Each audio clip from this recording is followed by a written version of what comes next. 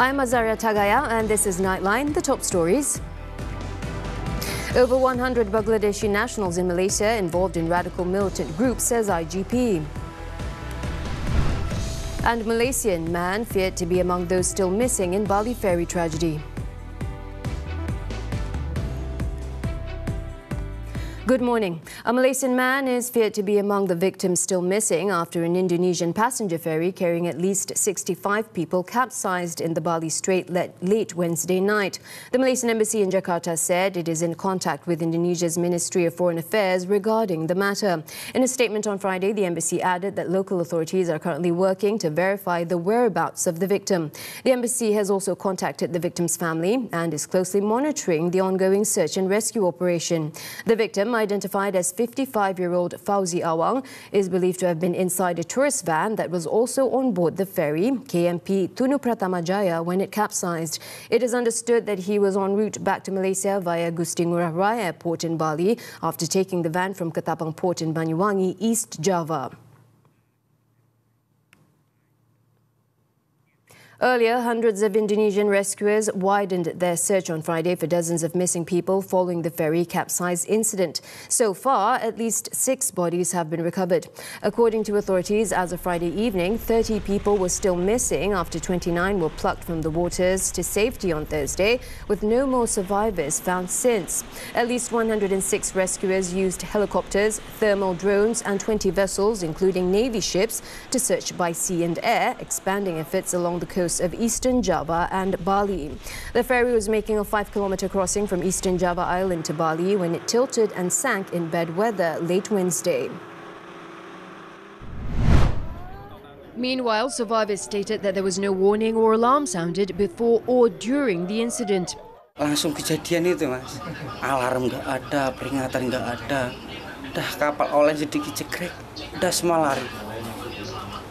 Nyelamatin diri sendiri, ngambil pelampung sendiri. Sudah nggak ada. Mau loncat miring, lampu sudah mati, mesin mati, semua loncat. Berhamburan di situ. Families of the victims have now been gathered in Gilimanuk, but the official list of those involved has yet to be released. The bodies recovered, meanwhile, have been returned to their families for burial arrangements. The long-standing Kuala Lumpur-Paris relationship enters a new chapter with Prime Minister Datuk Seri Anwar Ibrahim's made an official visit to France. Anwar said Malaysia values France's support for its energy transition mission and economic transformation efforts, particularly through the involvement of major companies such as Engie, Total and Thales. The support was conveyed during a meeting in Paris on Friday between the Prime Minister and his French counterpart François Bayrou. Both leaders discussed various areas of strategic cooperation, including high-value investments in sectors such as aerospace, semiconductors, automotive, as well as clean energy, defence, education and technical and vocational education and training, TVET. Anwar also highlighted the importance of Airbus's commitment to delivering the A330neo aircraft as agreed with Malaysia Aviation Group MAG, which is crucial for ensuring operational continuity and effective investment. AirAsia has also demonstrated its confidence in French technology by committing to the acquisition of several Airbus aircraft, further strengthening aviation ties between both countries. Anwar also noted that France is Malaysia's 4th largest trading partner in the European Union and expressed confidence that the partnership will continue to grow in line with both countries' shared aspirations for sustainable development and a more inclusive future. Earlier, the Prime Minister was accorded a full ceremonial welcome in conjunction with his official visit to France, a high honour reflecting the close ties and mutual respect in the diplomatic relationship between the two countries. Upon his arrival, Anwar was received by France's Minister for the Economy, Finance, Industrial and Digital Sovereignty, Eric Lombard. The ceremony at the Hôtel des Invalides began with the playing of both countries' national anthems, after which Anwar was invited to inspect the Guard of Honour. Anwar's 3-day working visit to the country was at the invitation of French President Emmanuel Macron. After concluding his engagements in Paris, Anwar will travel to Brazil to attend the 17th BRICS Leaders Summit in Rio de Janeiro. During his working visit, the Prime Minister also attended a roundtable meeting with French captains of industry. Discussions included the proposed carbon tax that is expected to be introduced in Malaysia. Anwar stated that the proposed carbon tax will not hinder investment activities as its implementation details are being carefully reviewed with consideration for all stakeholders. He said the introduction of the tax is unavoidable. However, Putrajaya is taking cautious steps to ensure that investing companies are not affected. Proposed carbon tax should not be seen to be too problematic at the expense of investing companies. So it has to be done, but it has to be done cautiously and gradually. We'll finalize it, I think, in the next few months, actually.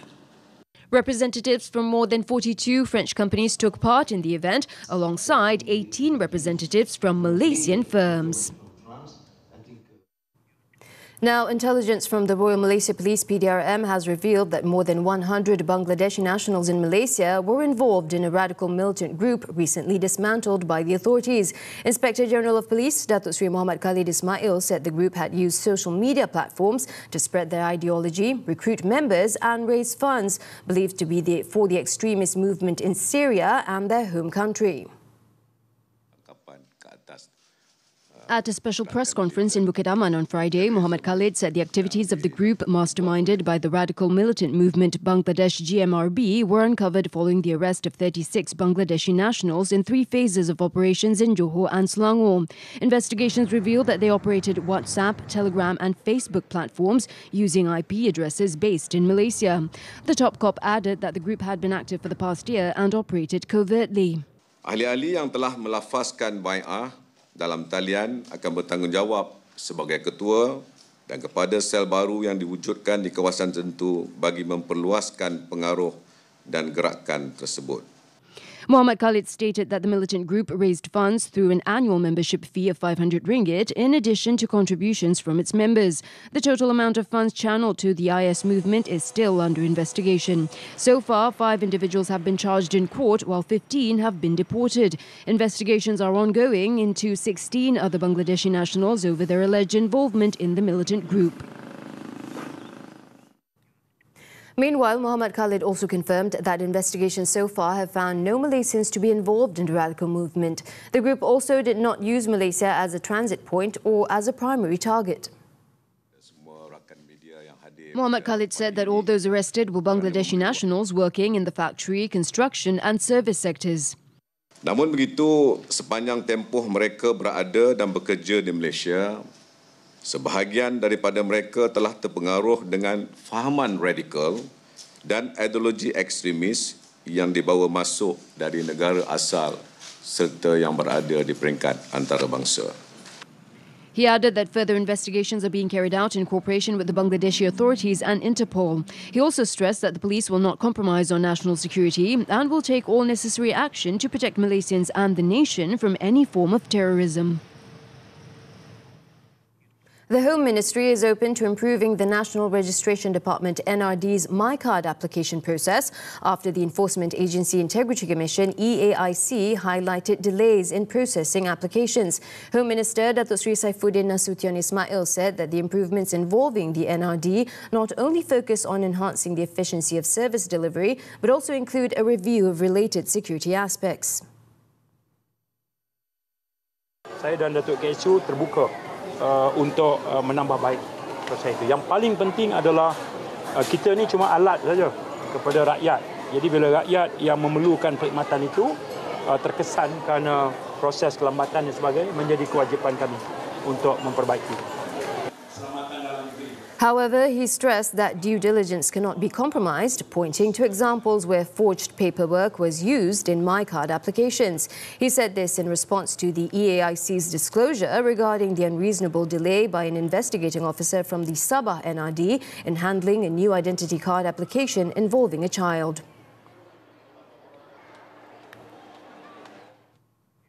A special briefing on the gas pipeline fire incident in Putra Heights, Subang Jaya last April is scheduled to be held during the Selangor State Legislative Assembly sitting this Monday. Selangor Menteri Besar Datuk Sri Amiruddin Shari said the briefing will involve all assemblymen, including those from the opposition. In a social media post on Friday, Amiruddin stated that he had requested the State Assembly Speaker to allow the state government to provide a comprehensive explanation on the incident during the session. He also emphasised that the state government upholds the principles of responsibility, transparency and accountability and remains fully committed to honouring the trust and mandate of the people. Previously, Selangor Police Chief Datuk Hussein Omar Khan confirmed that there were no elements of mischief, sabotage or negligence identified as the cause of the explosion on April 1st. The case has been classified as no further action. However, investigations will resume if new evidence or information emerges.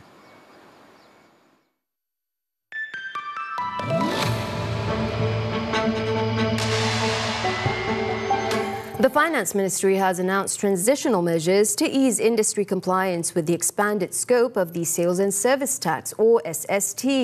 This includes allowing for the manual submissions of tax returns for newly taxable services, covering the period from July 1st to September 30th to allow service providers more time to upgrade their systems. The measures were introduced following feedback from industry players on the challenges in meeting operational requirements under the revised framework. However, the ministry stressed that the service tax must still be charged and collected during this period. At the same time, the Customs Department had also opened early voluntary registration for manufacturers who are subject to the sales tax starting this month. Borrowing costs in Malaysia are expected to continue declining in the coming months. This is set to bring relief to both existing borrowers and those planning to take on new loans. According to CIMB Treasury and Markets Research, Bank Negara Malaysia BNM's recent decision to lower the statutory reserve requirement has already had a positive impact. The move successfully injected 19 billion ringgit into the banking system. Analysts believe that the central bank may also consider additional measures to further strengthen its monetary policy stance. The potential for lower borrowing costs could become even more significant if preceded by a cut to the overnight policy rate OPR. US President Donald Trump celebrated a phenomenal victory with cheering supporters at a rally in Iowa on Thursday after Congress narrowly passed his signature tax and spending bill, cementing his second-term agenda. There could be no better birthday present for America than the phenomenal victory we achieved just hours ago when Congress passed the one big, beautiful bill to make America great again. 214. The motion is adopted. The bill, which passed the House of Representatives with a 218 to 214 vote, boosts military spending, funds mass migrant deportations, and commits $4.5 trillion to extend Trump's tax cuts. However, it is expected to add at least $3 trillion to the federal deficit over the next decade, while shrinking the federal food assistance program and forcing through the largest cuts to the Medicaid health insurance scheme.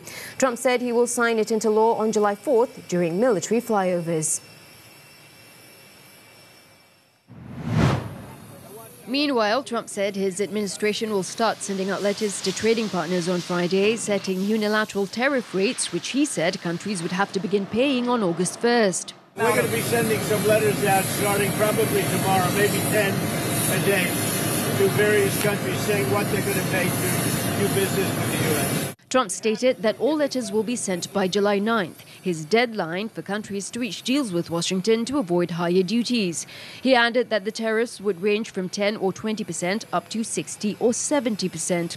The top tier of these new tariffs, if finalized, would exceed the rates outlined during his Liberation Day announcement in April, which ranged from a 10% baseline to a maximum of 50%. So far, the Trump administration has announced deals with the UK and Vietnam and agreed to a tariff truce with China, easing tensions between the world's two largest economies.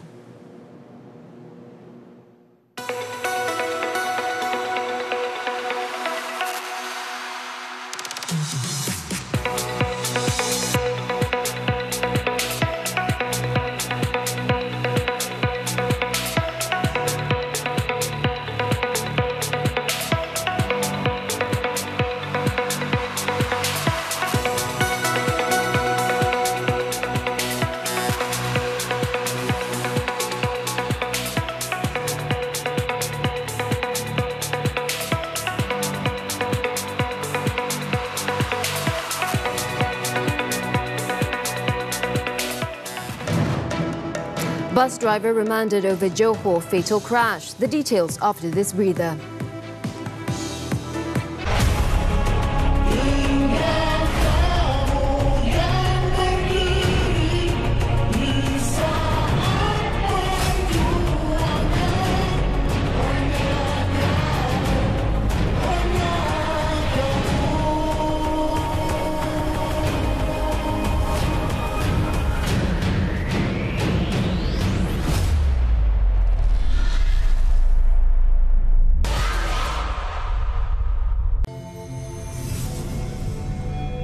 In 2025, the real glow-up isn't just about contoured skin. It's about knowing who we are and refusing to shrink. Gen Zs and Gen Alphas, they value authenticity, transparency. They do not place importance on flawlessness, on perfection. They embrace flaws. Live life the way you want it, however you feel like it. If you feel like you're a diva, then go. Live life, be a diva. Catch Women Talk, Saturday 5 p.m, only on TV3. Stream now on Tonton. Sempena ulang tahun TV3 ke-41, projek dari layar ke lensa menampilkan barisan pelakon terkenal yang kini berada di kerusi pengarah.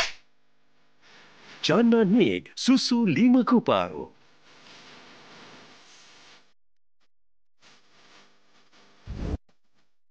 Fatah Amin, Noktah Dosa.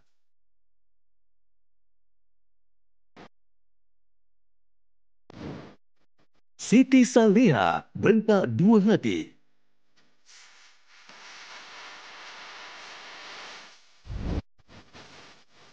Zahiril Azim, Pencuri Rumah Imam.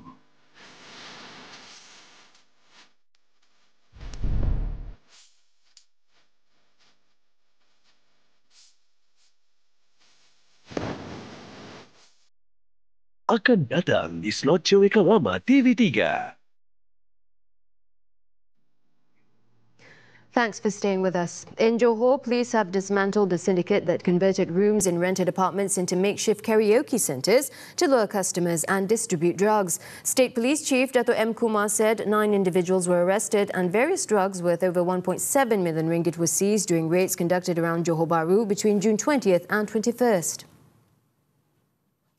The first raid involved a unit in a gated and guarded apartment complex where 3 suspects were arrested and a quantity of drugs was seized. This was followed by 2 more raids, including one at another unit on the same floor of the apartment complex, which led to the arrest of 6 additional suspects and the seizure of more drugs. Di tempat premis yang kita serbu, apartmen-apartmen ni, mereka telah ubah suai bilik-bilik dalam apartmen sebagai tempat berhibur, macam karaoke. Dan dia gunakan tempat-tempat itu untuk menggalakkan orang-orang datang berhibur dan membekalkan dada-dada ni. Those arrested include 4 local men, one of whom, aged 52, is believed to be the mastermind, as well as a local woman, a Singaporean man, 2 Vietnamese women and a Laotian woman, all aged between 21 and 64. The syndicate is believed to have been active since March. In addition to drugs, authorities also seized drug processing and repackaging equipment, 2 cars, cash and various types of jewellery, bringing the total value of seizure and forfeiture to nearly 2 million ringgit. All suspects tested positive for shabu, and checks also showed that 4 local male suspects had prior criminal records related to drugs and other offences. The 64-year-old Singaporean man was also listed as wanted in his home country. All of them are currently under remand until Saturday and are being investigated under the Dangerous Drugs Act. The remand order for a female social media influencer, together with her husband and 4 others, in connection with the seizure of more than 5 million ringgit worth of drugs, has been extended for another week. The extension until July 11th was issued by 2 separate courts in Pasir Mas and Tumpat on Friday. Kelantan Police Chief Datuk Muhammad Yusof Mamat said the extension applies to the 34-year-old influencer, her 35-year-old husband and 4 other male suspects. The initial remand for all 6 suspects began on June 28th. Earlier, police announced that they had crippled a major drug syndicate involved in distributing methamphetamine pills with the seizure of 35.4 kilograms of the drug during 6 raids in Pasir Mas and Tumpat. The operation was the result of a year-long investigation. Proceeds from the drug sales were allegedly used to finance several businesses, including including a seafood restaurant in Tanah Merah, a beauty salon and an online business. Police believe the syndicate had been active since 2022 and had used cattle farms as storage facilities for the pills. Police also seized jewellery, branded handbags and luxury vehicles with a total value exceeding 1.1 million ringgit. The tour bus driver involved in the fatal crash along the North-South Expressway near Batu Pahat, Johor, has been remanded for 3 days. The remand order issued by the Batu Pahat Magistrates Court takes effect from Friday until Sunday. The 35-year-old driver is being investigated under the Road Transport Act for causing death by reckless or dangerous driving. The incident, which occurred just after midnight on Wednesday, claimed the lives of 2 Indonesian plantation workers and left another seriously injured, a female victim who suffered fractured ribs and whose left hand had been severed following the accident. The victims were among 45 workers who had just arrived in Malaysia from Lombok, Indonesia, en route to their work site in Ulu Tiram. Their tour bus reportedly crashed into the rear of a broken-down tanker lorry that was being towed at the time. 14 other passengers also sustained injuries in the crash. Travel chaos worsens in France. This and more when Nightline returns. Kerja kita belum selesai.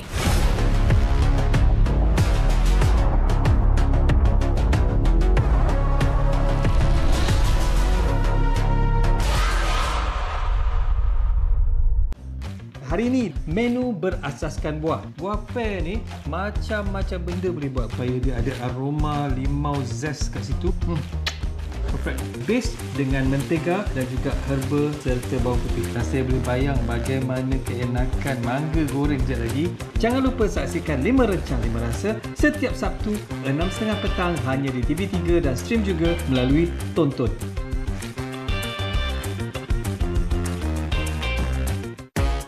Cat Fashion Week. Miau menyala, gaya membara. Temui 8 finalis Cat Fashion Week. Eksklusif di Nona setiap Ahad 2 petang. Bersiaran di TV3 dan stream juga melalui Tonton. Peningnya. Kecil ke besar? Kecil ke besar? Besar ke kecil? Mestilah I nak yang besar. Persoalannya, saiz apa yang puas? Mestilah saiz 65 inci. Lagi besar, lagi layan. Juara! Wow! Lagi layan tengok tonton dekat Smart TV besar. RM99 je. Lagi besar skrin, lagi puas stream. Layan tonton di Smart TV, repeat sampai pagi. Di sebalik jubah guaman dan dentuman muzik, rentak cintanya tidak mudah. Kau ingat tak tahu kau cakap apa? Minah tudung DJ. Rare gila. Parents saya nak jumpa awak. What? Diarahkan oleh Siti Saliha, bintang Asia terbaik di Seoul International Drama Awards 2024 dari layar ke lensa, cerita Rama Istimewa, rentak Dua Hati, 5 Julai, Sabtu 10 malam di TV3 dan stream juga melalui Tonton. Back on Nightline, the Palestinian group Hamas has said it is in consultations with various Palestinian factions about the latest ceasefire proposal for Gaza. In a statement on Friday, Hamas said it had begun discussions with leaders of Palestinian forces and factions regarding the proposal received from the mediating countries. It added that the group will submit a final decision to the mediators once the consultations are complete before announcing it officially. A source close to Hamas said that the group wants guarantees that the new US-backed ceasefire plan will lead to a full end to Israel's war in Gaza and prevent the Zionist regime from resuming attacks whenever it wants. In the meantime, Israeli strikes continued across Gaza on Friday, killing at least 27 people. A wildfire on the Greek island of Crete that forced the evacuation of 5,000 people has been extinguished on Friday. According to officials, approximately 235 fighters and 6 helicopters were deployed near the resort town of Ierapetra, where residents and tourists were forced to evacuate on Wednesday evening. Elsewhere, in mainland Greece, a fire fanned by strong winds that erupted near the port town of Rafina was brought under control on Thursday.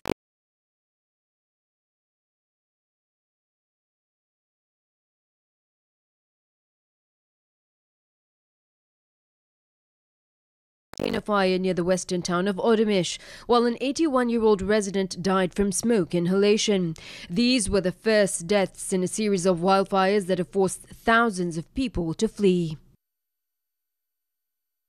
French air traffic controllers staged the second day of their strike on Friday, prompting the cancellation of hundreds of flights across the country. France's DGAC Aviation Authority said 933 flights departing from or arriving at French airports were cancelled on Thursday, some 10% of the total number of flights initially scheduled. However, on Friday, the situation risked being even more severe, with the DGAC asking companies to cancel 40% of flights to deal with the strike. The stoppage has also led to the cancellation of hundreds of flights that pass through the French airspace. The European Airlines for Europe Association said 1,500 flights would be cancelled on Thursday and Friday in Europe, affecting 300,000 passengers. Meanwhile, Ryanair, Europe's largest airline by passenger numbers, had cancelled more than 400 flights.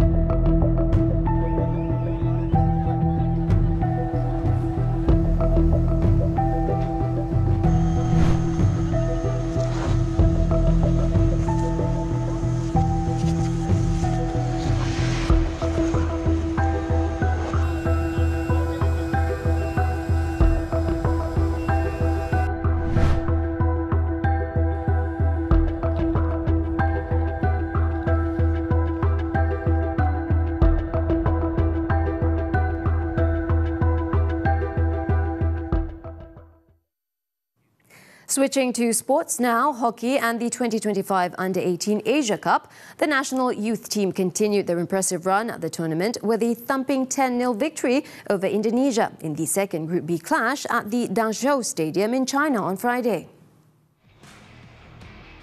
The young Tigers showed their intent early, surging to a 5-0 lead by half-time, clearly a class above their opponents.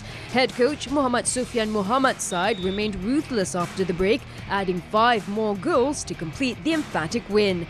The result keeps Malaysia perfect in Group B, following their 4-0 victory over Kazakhstan, and sees them top the group with 6 points from 2 matches. Malaysia will play their third group match against Taiwan this Saturday. On to football now. Harimau Malaya head coach Peter Klamovski is relishing the chance to test his side against World Cup bound Iran at the upcoming 2025 Qatar Nations Cup in Dushanbe, Tajikistan, calling it a true benchmark for Malaysia's progress.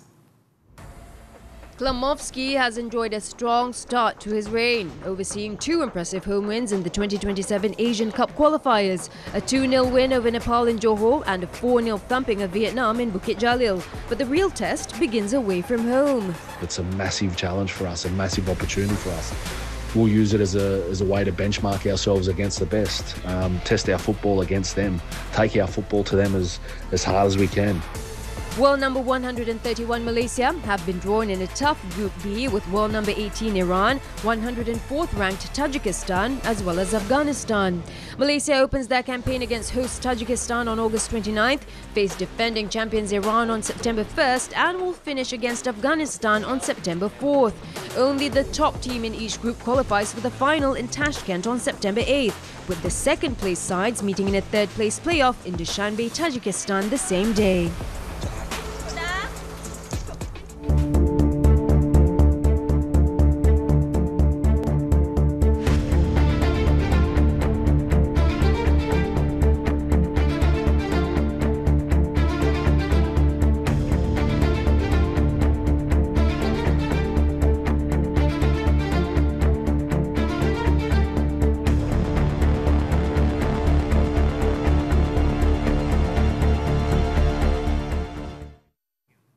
Well, that is it for Nightline. Before we leave, let's take a moment to look at Liverpool fans who gathered outside Anfield Stadium to mourn the passing of the club's forward Diogo Jota and his brother Andre Silva. I'm Azaria Tagaya, and on behalf of the Nightline team, we extend our heartfelt condolences to their family, friends and everyone mourning this terrible loss. Thank you for watching, and we'll see you next time.